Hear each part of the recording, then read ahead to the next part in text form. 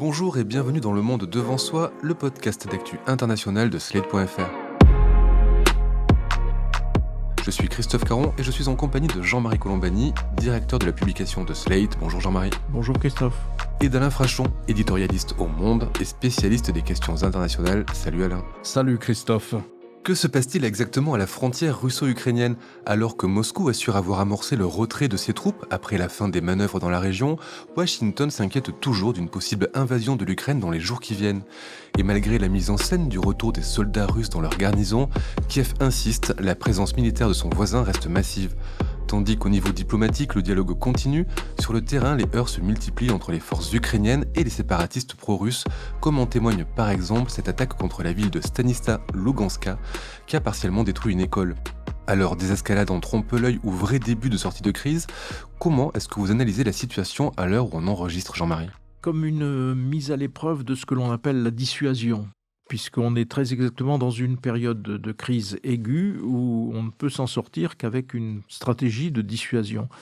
La dissuasion, ça consiste à crier très fort, ce que font Joe Biden et l'ensemble des dirigeants occidentaux, y compris français d'ailleurs, crier très fort et proclamer très fort aussi son intention de fermeté, de riposte ferme. Dans un seul but, c'est d'arriver à une discussion et à une négociation. Donc de prévenir, au fond, le fait que l'adversaire, celui qui se pose comme un adversaire, passe à l'acte. Et donc un maximum de bruit est fait pour tenter de dissuader Vladimir Poutine de passer à l'action, comme il a pu le faire pour la Crimée d'une part, et d'autre part d'entrer dans une vraie discussion, une vraie négociation qui pourrait déboucher ensuite sur, en effet, un dispositif de sécurité en Europe. C'est pour ça qu'on a ce jeu à la fois de chat et de la souris, mais où de notre côté, et c'est d'ailleurs un des éléments du débat français, parce que tout ce qui est pro-russe en France, évidemment, reproche aux États-Unis de crier trop fort, mais il faut bien ne pas oublier que c'est très exactement la définition même d'une stratégie de dissuasion. Et donc, il faut avoir deux précédents historiques en tête, puisqu'on s'interrogeait, la dernière fois que nous nous sommes parlé, on s'interrogeait sur le degré de gravité de la crise, et on peut considérer que c'est en effet la crise la plus grave depuis, au fond, que l'Union soviétique a disparu. Les précédents peuvent remonter, en effet, à la guerre froide. Deux dates qu'il faut regarder de très près, 2014 et l'invasion de la Crimée, je pense qu'on en reparlera, parce qu'en 2014, précisément, il n'y a pas eu ce tintamarre, ce bruit, ces alertes, ces mises en garde. Et Vladimir Poutine a avancé sans coup férir et a empoché la Crimée. Donc il n'y a pas eu de cette stratégie que nous vivons aujourd'hui de dissuasion. Et 1962, c'est la crise des fusées à Cuba. Et donc le bras de fer entre États-Unis et Union soviétique, dont on dit qu'il aurait pu déboucher, si ça avait mal tourné, sur une conflagration nucléaire, évidemment. Et donc tout le monde était rayé de la carte. La sortie de cette crise, qui s'est traduite par le retrait des fusées soviétiques, avait aussi une contrepartie au bénéfice de l'Union soviétique. C'est-à-dire que, clandestinement, sans qu'on le sache, l'Union soviétique avait obtenu des États-Unis que les États-Unis ne fassent rien pour enlever Castro de son siège.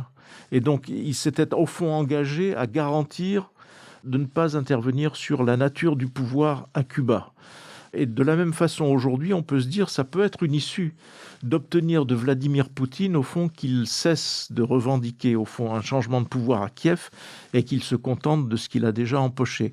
Donc on peut raisonner de cette façon en regardant ces deux dates précédentes. Juste un mot sur ce qu'il a déjà empoché. Il a déjà empoché quoi, Vladimir Poutine? Il a empoché la Crimée et le Donbass, c'est-à-dire toute une partie de l'Ukraine qui est davantage russophone et sur lesquelles on s'interrogeait sur le point de savoir s'il allait reconnaître ces portions de territoire qui se sont autoproclamées républiques ou s'il allait continuer à rester dans ce statu quo. C'est un statu quo qui l'arrange d'ailleurs d'une certaine façon, parce que s'il venait à reconnaître les deux républiques, on ne serait plus du tout dans la même situation et dans le même type de discours qu'il pourrait tenir devant les autres chancelleries. Alain, est-ce que vous partagez le point de vue de Jean-Marie? Est-ce que ce retrait ou ce simulacre de retrait de troupes à la frontière russo-ukrainienne est le signe que la dissuasion des Occidentaux a fonctionné envers Vladimir Poutine? Honnêtement, c'est très difficile à dire à ce stade parce que je crois que dans toutes ces crises qui ont pour objet d'empêcher une guerre ou d'empêcher des combats, l'opinion publique, elle est soumise aux aléas soit d'une négociation, soit ce qui est la situation actuelle d'une tension militaire doublée d'une tension diplomatique. C'est-à-dire qu'on a les deux. On a les deux circuits en ce moment. Il n'y a pas vraiment eu de retrait des forces russes. Les forces russes sont toujours en Biélorussie, à la frontière du Donbass et en mer Noire. Et donc elles sont pas loin de Kiev, même si je pense que l'objectif de Vladimir Poutine n'est pas d'aller à Kiev.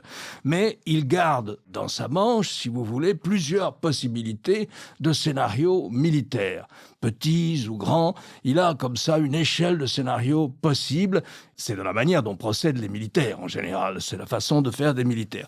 Et puis il y a le circuit négociation aussi. Il n'est pas mort, comme vous l'avez dit tout à l'heure. En principe, s'il n'y a pas d'attaque, on dit les Américains, le secrétaire d'État Anthony Blinken doit rencontrer son homologue russe, vraisemblablement à Genève, Sergueï Lavrov.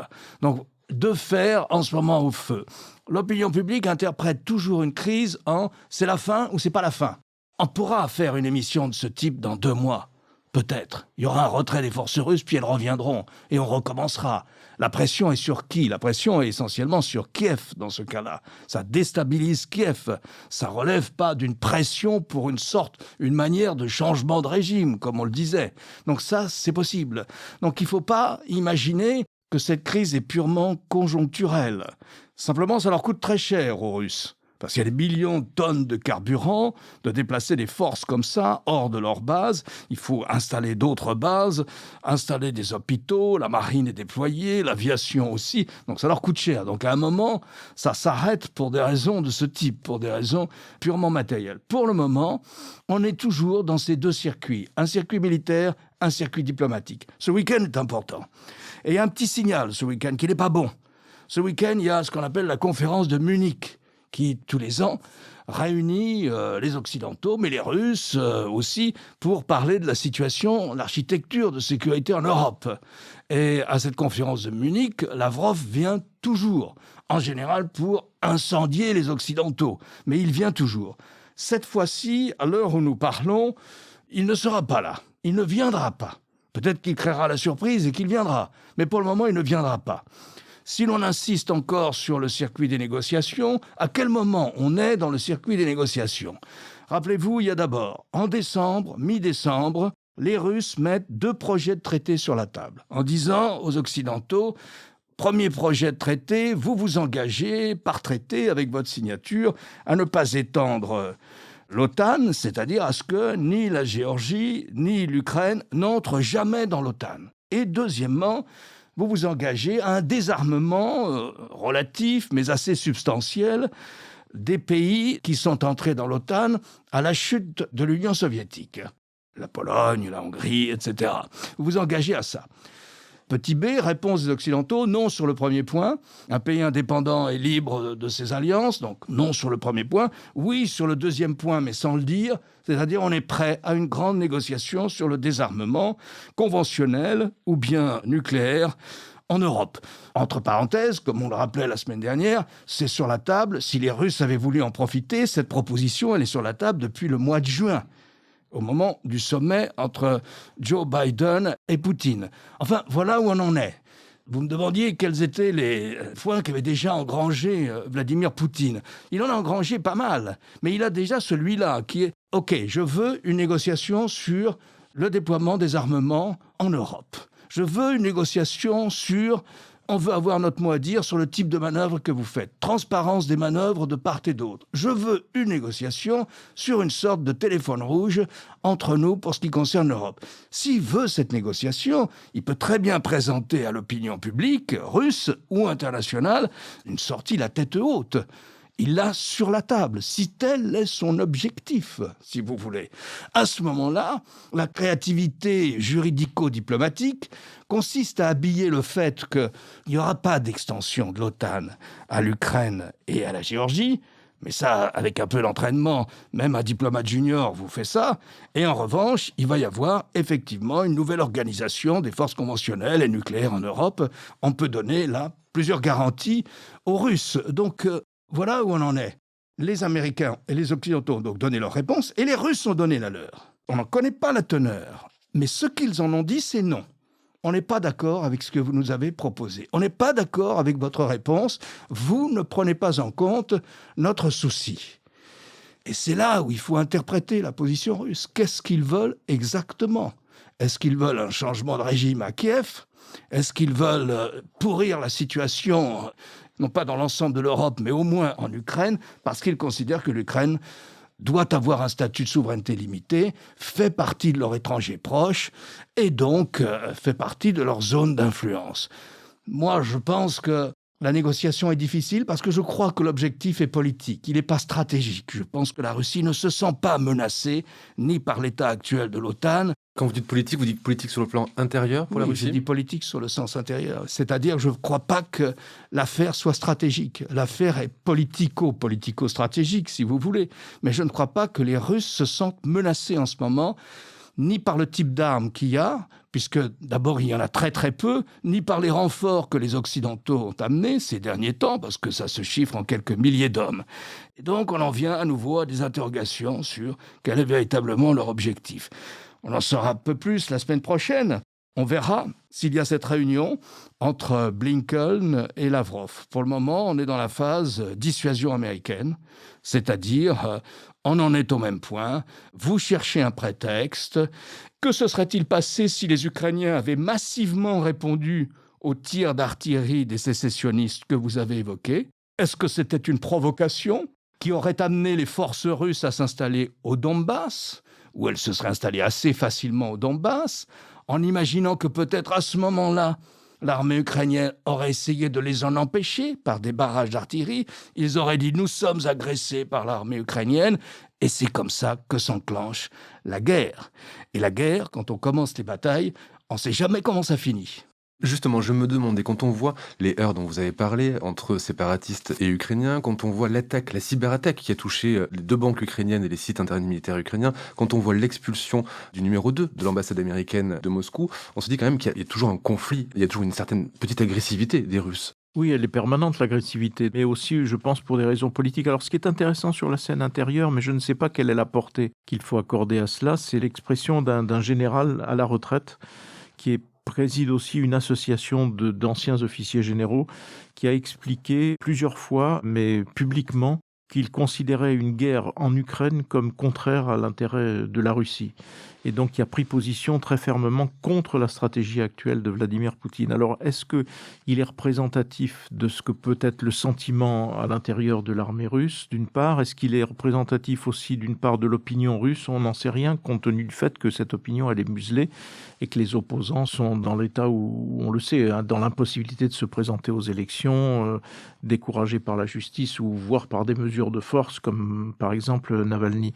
Ce qui renvoie aussi à une autre question, pour laquelle je me tourne évidemment vers Alain aussi, c'est qui est vraiment Vladimir Poutine ? Comment l'interpréter ? Parce que quand on écoute un certain nombre d'analystes et d'experts, notamment en France, ils vous expliquent que Poutine est un être parfaitement rationnel. Alors, ça renvoie aussi au fait qu'une partie de l'opinion en France adhère au fond à la thématique russe et a accepté l'idée que la faute était celle des Occidentaux parce que, au moment de la fin de l'Union soviétique, les Occidentaux auraient manqué à leur parole, qui était de dire pas un pouce de plus, pas un mètre de plus dans le périmètre actuel de l'OTAN. Ce qui est dans la réalité des faits, ce qui était une hypothèse évoquée par James Baker, qui était à l'époque le secrétaire d'État, et qui évoquait cette hypothèse comme un élément d'une discussion qui serait postérieure à l'unité de l'Allemagne si l'Allemagne se voyait réunifiée. Ce qui n'était pas encore le cas au moment de cette discussion, mais il n'y a eu jamais d'engagement de cette nature.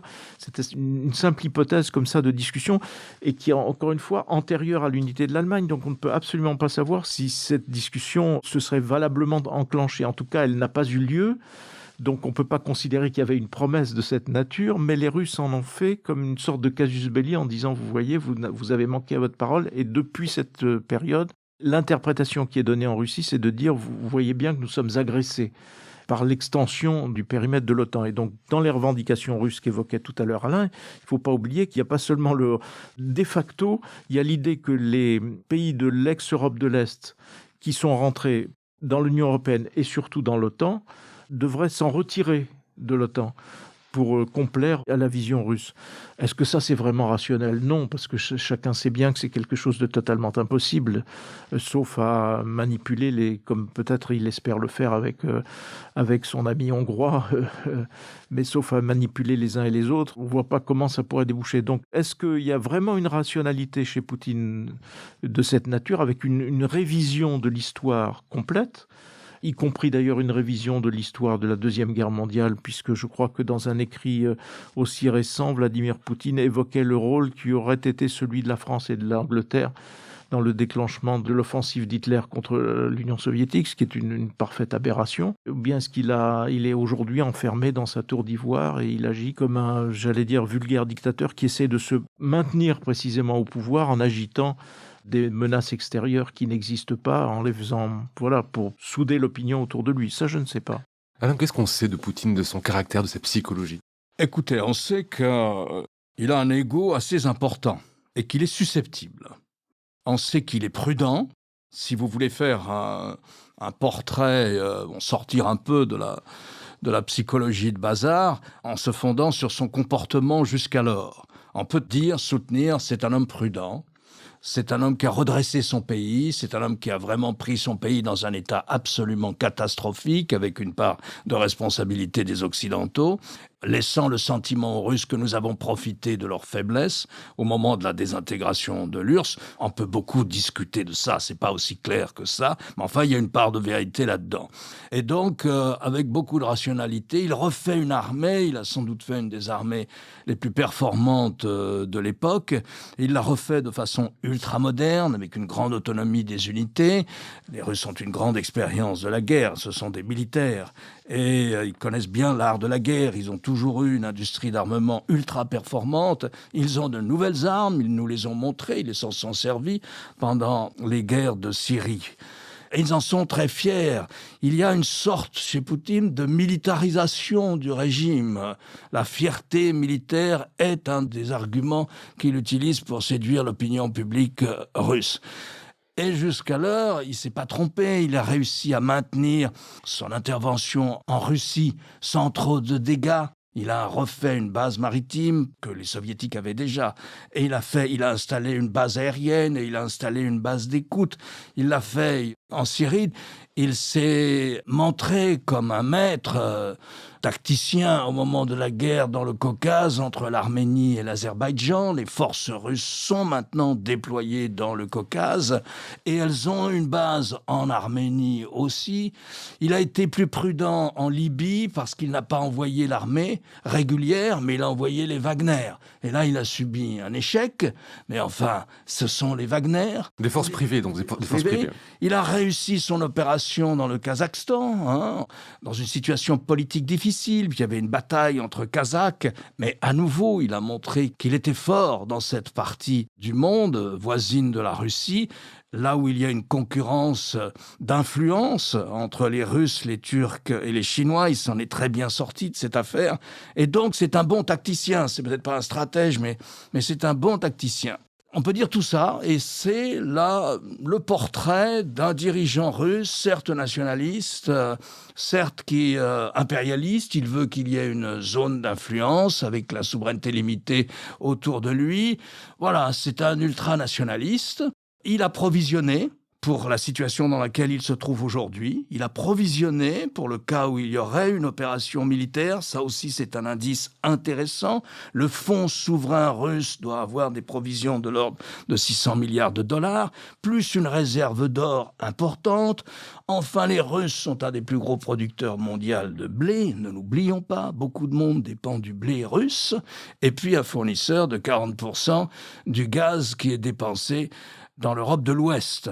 Donc voilà, tout ça est rationnel. Tout ça, c'est une grande puissance de nature impérialiste, annexionniste. C'est la Russie de toujours, une sorte d'obsession du foncier, de contrôler toujours plus de territoire, alors que c'est déjà au départ le pays le plus grand du monde. Mais on peut dire aussi, il y a une deuxième thèse, on a affaire à quelqu'un qui a une psychologie fragile, qui a un ego fragile. Et je pense à cet égard qu'il faut aussi rechercher les racines de la crise d'aujourd'hui dans une phrase extraordinairement déplaisante et de manière parfaitement gratuite et politiquement stupide qu'a eu Barack Obama lorsqu'il était à la Maison-Blanche. Barack Obama, il a essayé de reprendre aussi de meilleures relations avec la Russie de Poutine. C'était à la fin du premier mandat et au début du second mandat. Il essaye, c'est ce qu'il a appelé le redémarrage, le reset d'une relation avec les Russes. Puis ça n'a pas bien marché, de la faute très largement des Russes.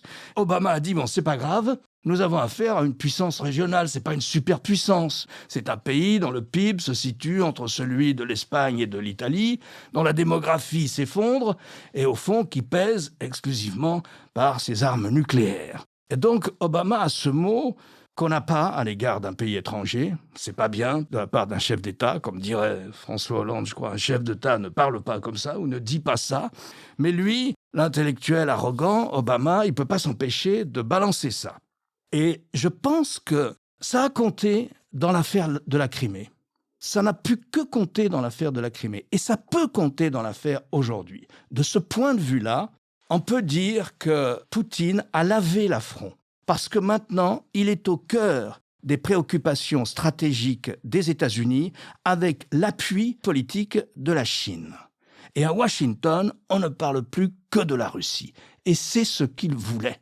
Je suis là, je suis une grande puissance, que vous le vouliez ou non. Je peux perturber la situation en Europe d'une façon qui vous embarrasse. Elle vous embarrasse d'autant plus que vous avez déjà dit que vous n'interviendriez pas militairement. Et donc, il faut remonter peut-être aussi à cette phrase qu'a eue Obama et à l'ego fragile de Poutine. Et certains disent qu'un homme qui est depuis 20 ans au pouvoir, aujourd'hui, il n'y a plus aucun contre-pouvoir. La presse est muselée, on le disait. Toute la presse est muselée maintenant, par quelques sites. De temps en temps, le journal Commerçant. De temps en temps, il y a des canaux comme ça, de libre expression. Il est entouré d'un nombre de plus en plus restreint d'hommes et de conseillers, de femmes et d'hommes, depuis les crises du Covid, depuis les différents confinements. Et apparemment, il passe un temps énorme dans cette espèce de gigantesque palais hollywoodien qui lui a été offert par les oligarques. Il possède aussi 1, 2 ou 3 yachts qui feraient pâlir d'envie les émirs du golfe arabo-persique. Enfin, à côté, ils ont des canaux pneumatiques. Donc lui, c'est des bâtiments gigantesques sur lesquels il se promène lorsqu'il fait du bateau et qui lui appartiennent. Et donc c'est un homme seul, sans contre-pouvoir, entouré de sycophantes et depuis plus de 20 ans au pouvoir. En général, si vous additionnez tout ça, vous avez ce qu'on appelle une crise d'hubris, c'est-à-dire l'orgueil de la puissance, le sentiment de la surpuissance et de la toute-puissance. Et vous devez compenser le premier portrait que j'ai fait par ce deuxième portrait que les anglo-saxons appellent Vlad the Mad, c'est-à-dire Vlad le fou. Et il s'interroge sur le fait que quelqu'un qui passe son temps de manière obsessionnelle à écrire de longs articles pour réécrire l'histoire, on en a évoqué un avec Jean-Marie tout à l'heure, et qui a passé son temps aussi en juillet pour écrire un long article en prouvant, en racontant, en donnant son sentiment sur le fait qu'il n'y a pas d'identité ukrainienne en tant que telle, mais que les Ukrainiens sont des Russes, qu'ils appartiennent entièrement, historiquement, culturellement, linguistiquement au monde russe.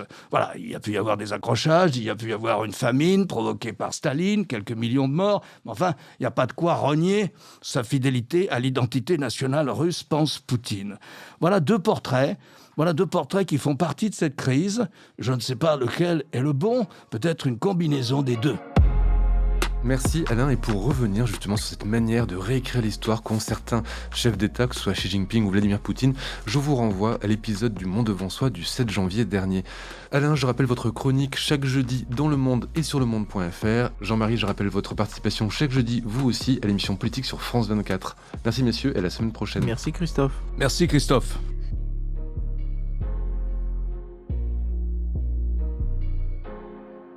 Retrouvez Le Monde devant soi chaque vendredi sur slate.fr, votre plateforme de podcast préférée.